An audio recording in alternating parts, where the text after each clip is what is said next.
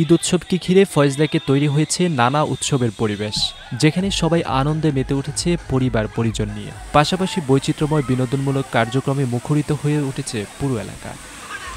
ফয়েজলেক কমপ্লেক্সের কর্তৃপক্ষ ঈদের প্রথম দিন অর্ধবেলা খোলা রাখলেও দ্বিতীয় দিন সকাল ৯টা থেকে সারাদিন খোলা থাকে।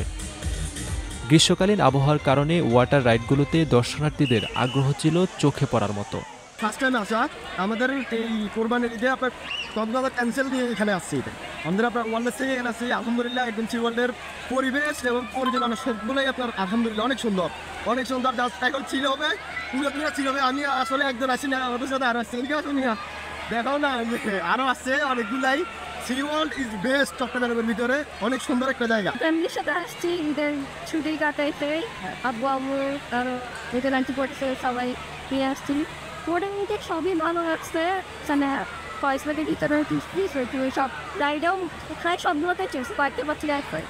ঈদের ছুটির সময়ের জন্য ফয়েজলেক কমপ্লেক্স জমে উঠেছে ছুটিতে বেড়াতে আসা মানুষের আনাগোনায়। Amusement park, water park, sea world, boating, resort, base camp সহ রয়েছে নানা ধরনের রাইড ও বিনোদনমূলক আয়োজন, যা ছোট বড় সব বয়সী মানুষের জন্যই উপযোগী। নিরাপত্তার দিক থেকেও দর্শনার্থীদের জন্য নেওয়া হয়েছে যথাযথ ব্যবস্থা। ঈদ উৎসবের সময়ে দর্শনার্থীদের উপচে পড়া ভিড় সামলাতে বাড়ানো হয়েছে নজরদারি। বেস ক্যাম্পও নাইট স্টে পাওয়ার জন্য একটা তাঁবু দাঁড়িয়ে থাকার ব্যবস্থা আছে। সো এই দর্শনার্থীরা যখন আসবে তাদের অল্টারনেটিভ চয়েস থাকছে। আর এখানকার প্রধান আকর্ষণ লেক, অনেকে লেক ভ্রমণ পছন্দ করেন। আরেক 5 কিলোমিটার একটা লেক আছে যেটা প্রকৃতির সান্নিধ্যে পাওয়া যায় সুইমিং করলেও।